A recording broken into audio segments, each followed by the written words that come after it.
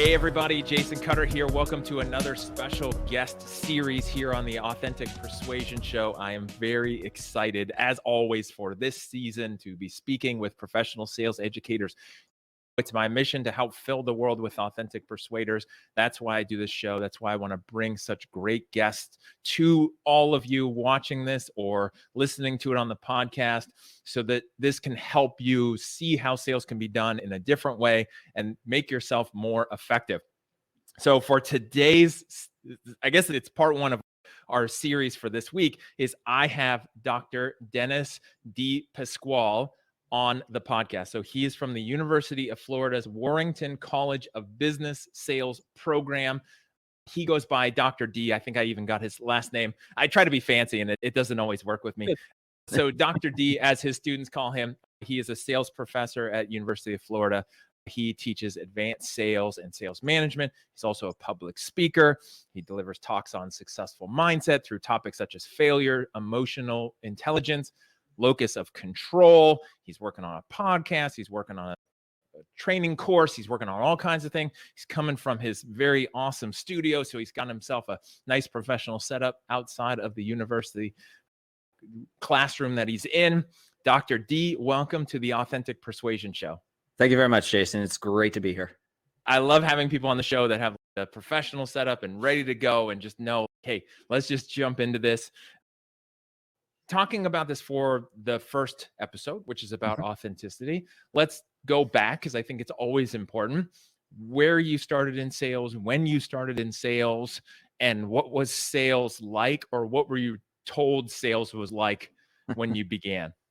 So it's funny, the very first time I got into teaching sales, I never actually thought of myself as someone who would want to teach sales. I was teaching a marketing class. I was a full-time adjunct, which means you get re-upped every semester or every year, depending on your program. While I was still working on my PhD, and the department chair came to me and said, we need you to teach a sales class because our sales professor is retiring. And I looked at him and I said, I've never been a salesperson. He looked at me like I was an idiot because I was, sometimes still am. And he said, you had a business for 10 years, so you had to have sold something.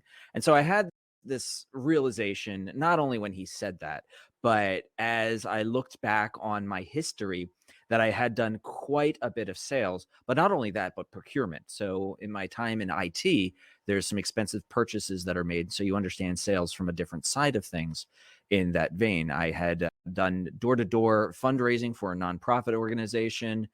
You take that, you take what I did with the business, and I realized I did have a rich background in sales. And as Daniel Pink would say, regardless, to sell is human. And a lot of what we do in life is sales, even if we don't realize it. Unfortunately, it does have that stigma that gets a lot of people.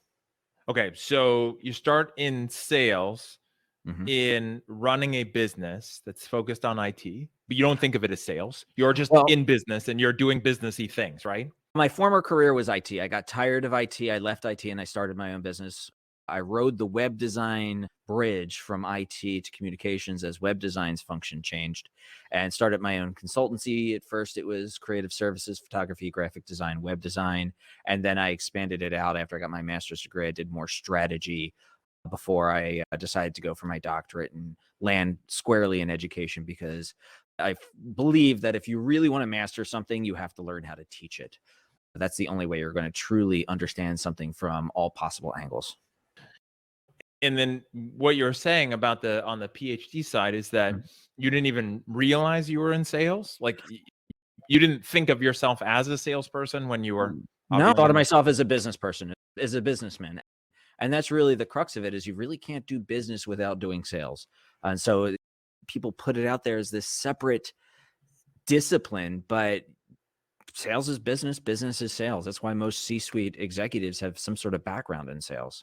When you look at that, right, not even labeling yourself as a salesperson because you're a business person, what did you think sales was? Or how did you approach it, considering you didn't think you were selling, right? Obviously, when I was doing my business, I didn't think I was selling, but as I look back, I realized I was selling. And my approach was to really handle this and teach sales from every aspect of life, if I could, from the job hunt. You're selling yourself. from dating. You're selling yourself, you're handling objections, you're doing everything. And that's when I really started to understand what a basic human discipline the exchange of sales happens to be. It's just every now and then money happens to be involved with it. Realistically, and as I really dove into the discipline, it's about solving customer problems that just so happen to be your products and services. Where does authenticity fit in? How did you approach that? How did you build relationships and trust with people? Just like you build a relationship with your significant other, your spouse, your wife, your husband, just like you build relationships with your friends, you build relationships in the professional realm as well. And part of building that relationship is authenticity. You can't build an inauthentic relationship and have it last forever. That's the sand foundation, thinking back to church parable, I guess, that'll eventually just wash away. If you have a good, strong foundation where you're genuinely interested in the success of the person and then the person's company. Of course, the person and the person's company are tied together. One of the things I talk about in the three sales is you're selling yourself, you're selling your company, and you're selling the products and services. But at the same time, there's receivers in that. There's the person's who's buying it. They have their own issues to work through. Then there's the company, and then there's the company's customers that are affected by a lot of this stuff, whether it's company efficiency or if they're the end user of the stuff that you happen to be serving.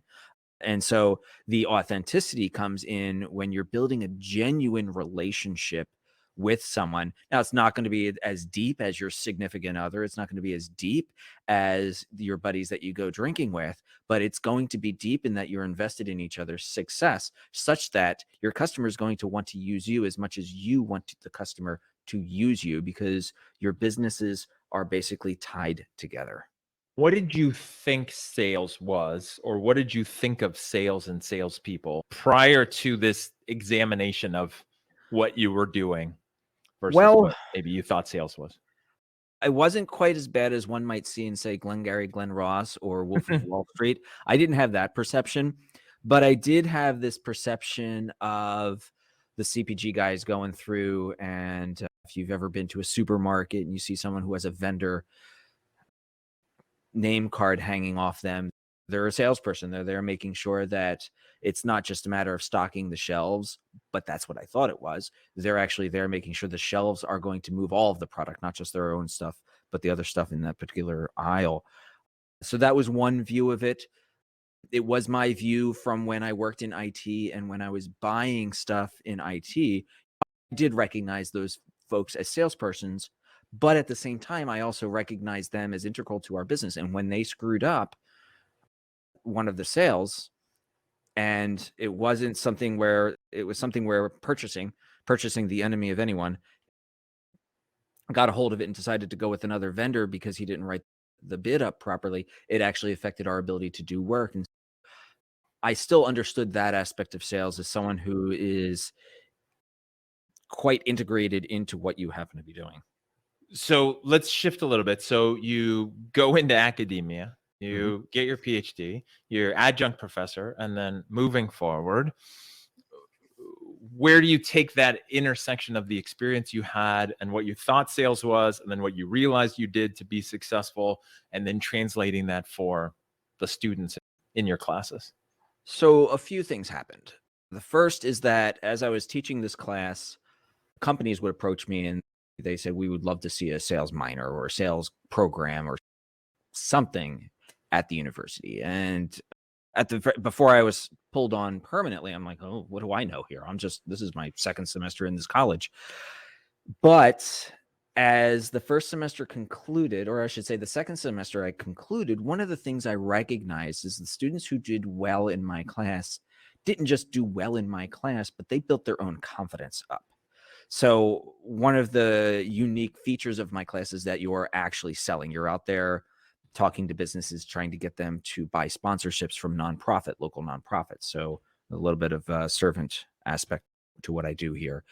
And by putting themselves out there, and of course they needed their grades, so they had to do it. They had no choice but to do it.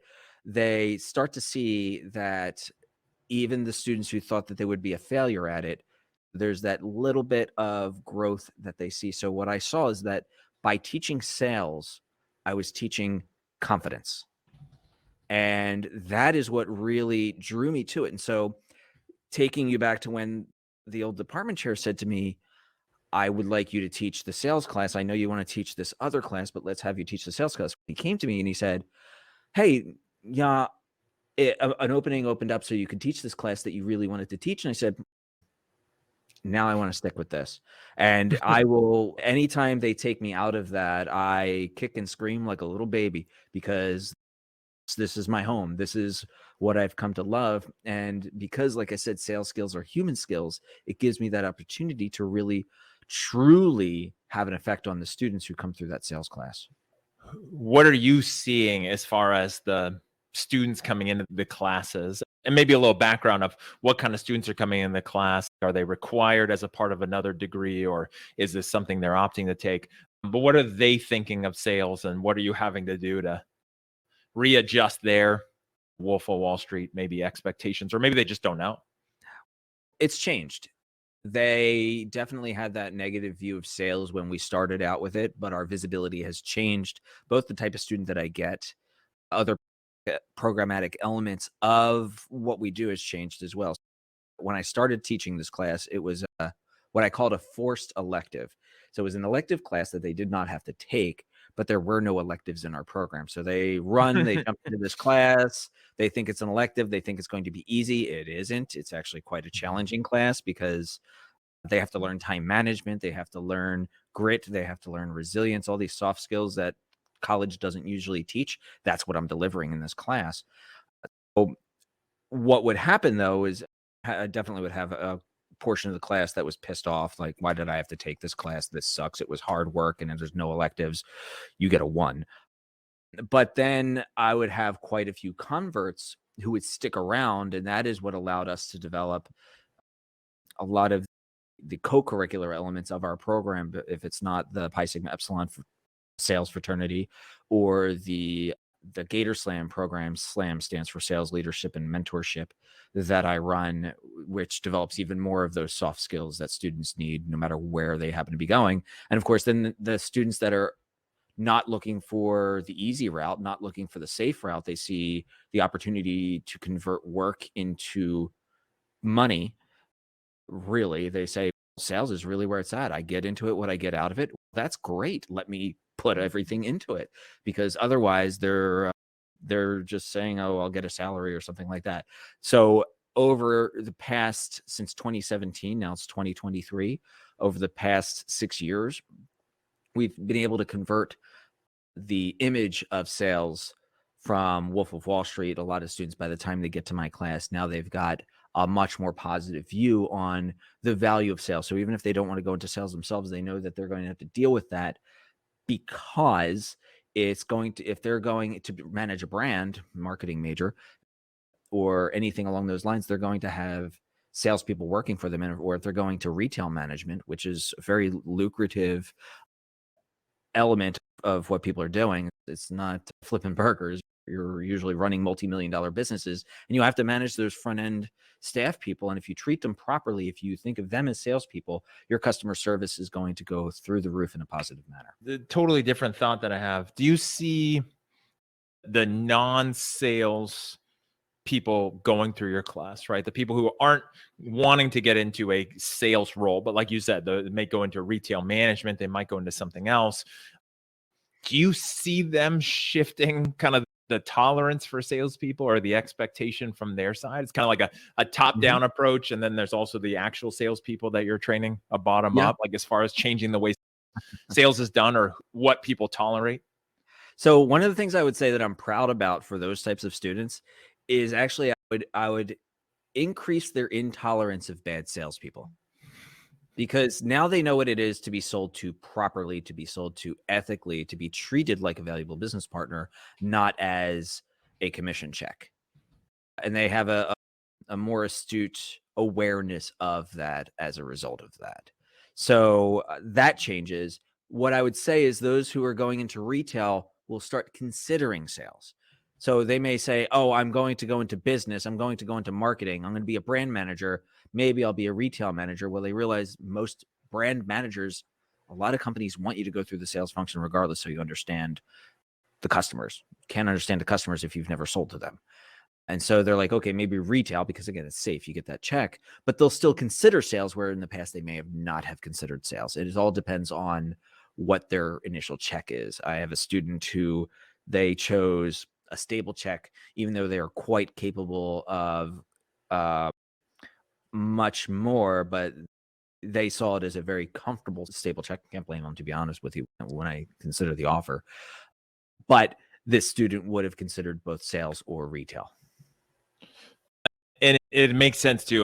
The biggest thing that I've always seen is that somebody who's done the client facing role or done a different department leading up to what it is that they're doing, or inverse, is valuable, right? Like a customer service person that had usually a brief foray in the sales until they realize they don't want to be a salesperson, but at least they saw it, they understand it, and then they get into the customer service side, and then they understand the journey that it took for someone to get to them, and probably the bad stuff that people did or didn't explain, and that's why there's customer service problems. But same thing with brand and marketing. Like if they've spent any time in sales, then it makes them a better communicator from a brand and marketing standpoint. And if you're going to manage a salesperson, it's good to understand what they have to go through. They have to hear a lot of no's. Best batting average is a 300. That's 30%. That's 70% no's. And especially with my class, with the way that I structure it, at the very last day, I say to a lot of the students, I'm like, raise your hand if you don't want to go into sales after this experience. It's okay if you're saying yes. It's not going to hurt my feelings. What I've done is I've taught you how hard it can be. So if you're ever managing a sales force, whether you're 2-3 layers up because you're the CMO and there's a sales force underneath you, you understand what they have to go through, and you're not going to put them through hell like the CEO of Wells Fargo. I don't know if you like it or not when we bring up specific brands and situations. Sure. And it's so true, right? Because if somebody has only seen marketing and lived marketing and never seen sales or dealt with sales or touched the sales side, then sales, usually there's this siloed effect, and sales is this painful thing you have to deal with that just blames the leads. And same thing with sales, just blaming marketing.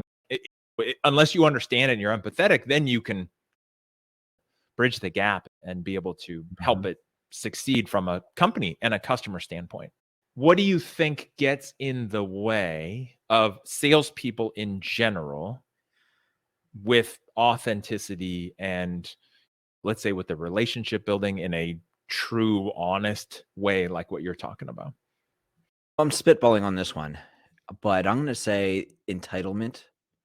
So thinking that you're entitled to a certain close, you're entitled to someone's business. I did all the work. I said everything I was supposed to say. I positioned it right. I spent all my time. I took you out to lunch. I deserve your business. No. But I'm sure that there are salespeople out there that feel like that. I remember when I started out feeling like that. I did all the work. Why didn't I get the job? Well, apparently I didn't do all the work. And it's recognizing that if you didn't, something may have gone wrong, and it may not have been you. Someone may have just been a little bit better than you at selling them on something. Yeah. And where is that balance, which is a conversation for another topic, which is it may not have been you, but it also may have been you. Like, where is it something that you might have missed? How did the students in your class embrace these topics, like the relationship building, the authenticity, like the human to human aspect, like you've mentioned several times? My mindset talks are usually some of the more positively perceived talks that I tend to give. When I talk about the value of locus of control, of owning what happens, of that emotional intelligence, of grit.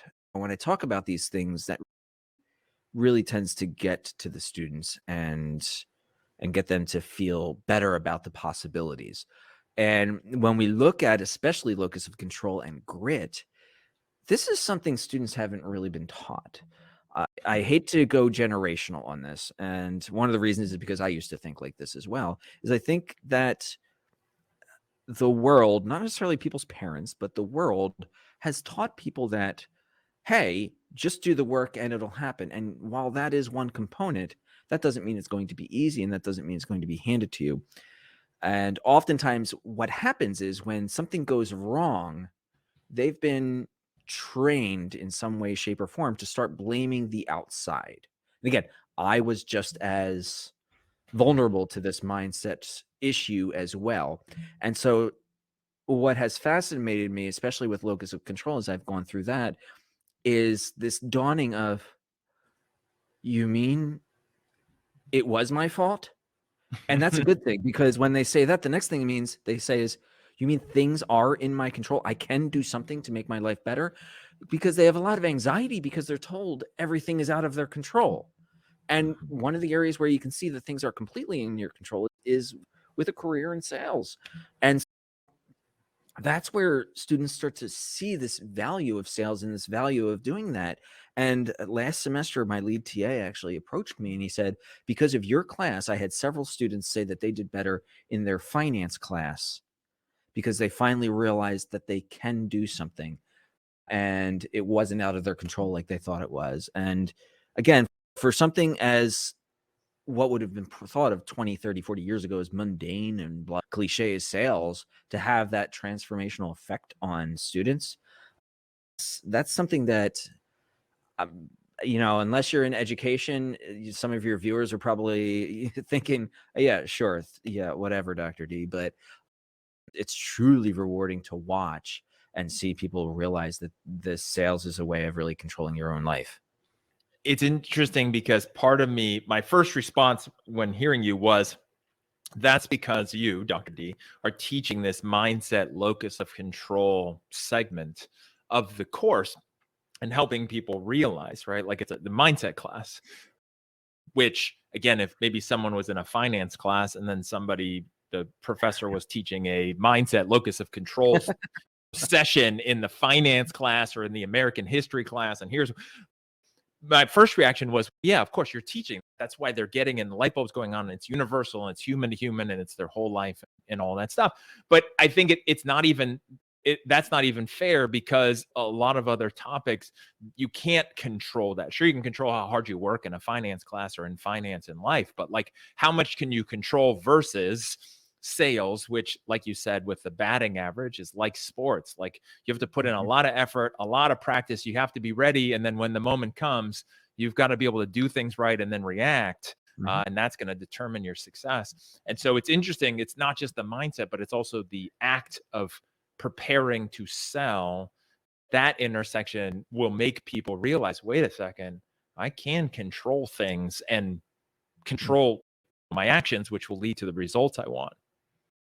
And getting back to the whole theme that you're looking at here, it's about genuinely being interested in whatever your mission happens to be. If you're of the mindset that, hey, the more people I con into buying my stuff, the more money I'm going to make, what's going to happen is you're not going to get return visits, return customers as much as if you're genuinely interested in saying, how many people can I benefit their business, their bottom line, what they happen to be doing?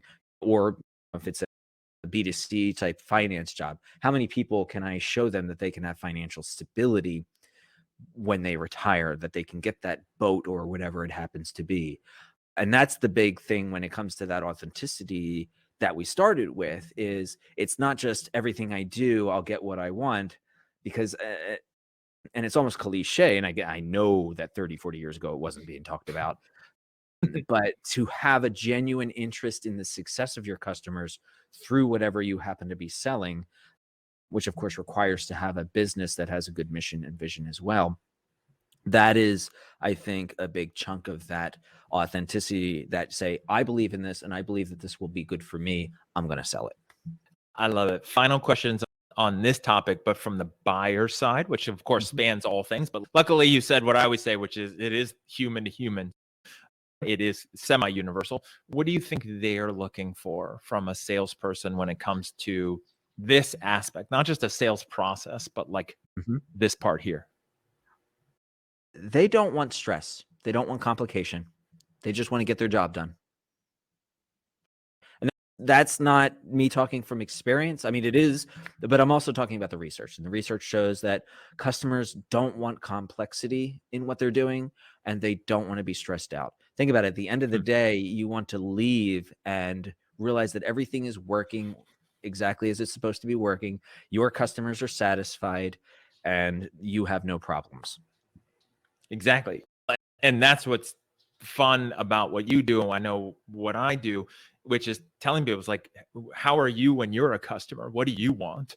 Mhm. People in sales roles then all of a sudden get in this sales mindset, or their company just tells them to sell their product, like you were talking about in the beginning, where it's just, I think everyone should just want this, instead of being empathetic to how they are. And most of us, as a customer, I don't want to be stressed. I don't want to be overwhelmed. I don't want it to be complicated.